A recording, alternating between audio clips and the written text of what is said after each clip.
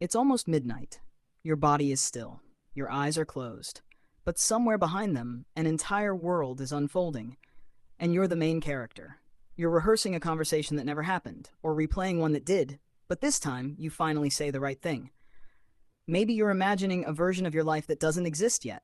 A confrontation, a confession, a rescue, a goodbye. And here's the strange part.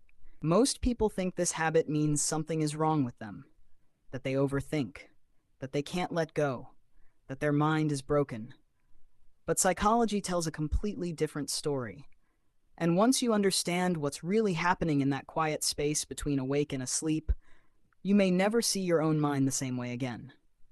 Because the people who imagine fake scenarios before sleep aren't broken. They're wired differently. And that difference hides something most people never notice about themselves. It usually starts the same way.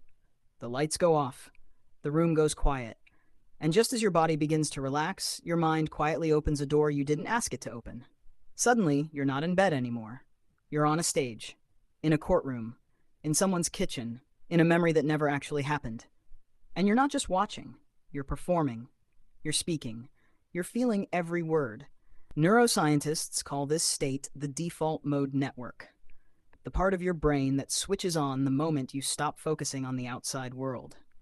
It's the same network that lights up when you daydream, remember your childhood, or imagine your future. And at night, when the world finally goes silent, it becomes the loudest voice in the room. But here's where it gets interesting. Not everyone's mind uses that silence the same way. Some people fall asleep in minutes. Others enter a private theater their brain built just for them. And usually the people who build that theater share something in common. They feel more. They notice more. They carry more. Psychologists have a name for this: high internal processing. It means your brain doesn't just experience life, it replays it, edits it, and rehearses it. And most of the time, you don't even choose the scenarios. They arrive on their own, like uninvited guests. A conversation you should have had 5 years ago.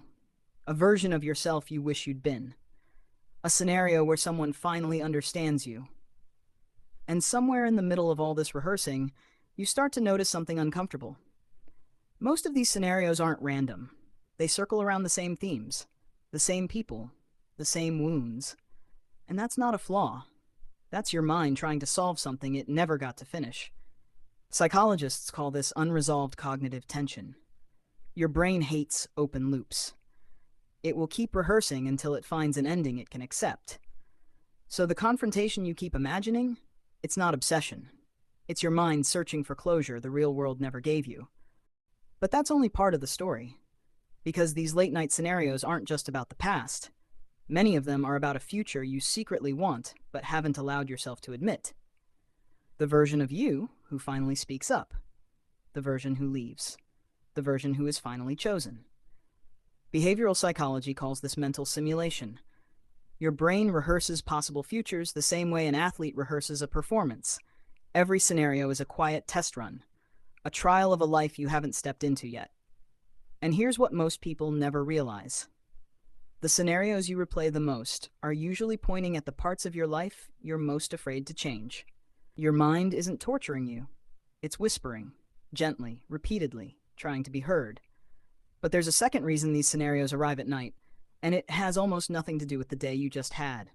During the day, your brain is busy managing tasks, conversations, notifications, decisions. It doesn't have time to process what you actually feel. Psychologists call this emotional backlog. Every unspoken feeling, every ignored thought, every "I'm fine" gets quietly filed away. And when the lights finally go off, the archive opens. That's why the mind gets loudest exactly when your body wants to rest. It's not sabotage. It's overdue paperwork. But there's something even stranger. Some of these scenarios feel more real than the real world. You feel the words. You feel the tension. You feel your heart change speed. Your body reacts as if it's actually happening. Neuroscience has a quiet explanation for this. Your brain doesn't fully distinguish between vividly imagined events and real ones. The same emotional circuits fire either way, which means when you imagine that conversation, part of you is actually living it. That's why some nights you finish a fake scenario and feel emotionally drained, as if something real just happened. And most people never realize what happens next, because these nightly rehearsals slowly shape who you become. Every imagined confrontation becomes practice for a real one. Every rehearsed goodbye becomes easier to say. Every imagined version of you becomes a little more possible.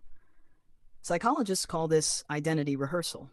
You're not wasting time. You're quietly becoming someone new, one imagined scene at a time. But there's a shadow side.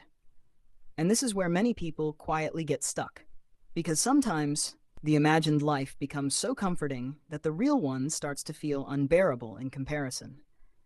You start to prefer the version of the conversation that exists in your head, the version of the relationship that never actually formed, the version of yourself that only exists at 1 a.m. This is what psychology calls maladaptive daydreaming, when imagination stops being a tool and quietly becomes a hiding place. The mind builds a beautiful room, then locks the door from the inside. And the strangest part? Most people who do this look completely fine on the outside. Calm, composed, even quiet, because the entire universe lives behind their eyes. But here's the deeper truth psychology keeps circling back to. People who imagine fake scenarios before sleep are often the ones who feel most deeply about the real world. They're not disconnected from reality, they're overwhelmed by it. So the mind builds a smaller, softer version they can survive in. And often these are the same people who apologize too quickly, who overthink text messages, who replay conversations for days, who feel everything twice, once when it happens and once when they revisit it at night. So if you're one of them, understand this. Your mind isn't your enemy. It's just louder than most people's minds. And loud minds are often the most creative, the most empathetic, the most self-aware. The scenarios you imagine before sleep are not proof that something is broken. They're proof that something inside you is still trying, still hoping, still reaching, still rewriting the parts of your life that hurt too much to leave the way they are. So tonight, when the lights go off and the theater opens again, pay attention, not to escape the scenarios, but to listen to them.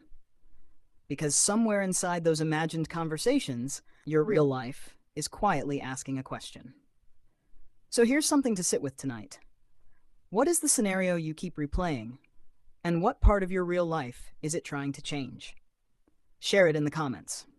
You'd be surprised how many people are quietly rehearsing the same conversation you are. If this video reached something quiet inside you, consider subscribing.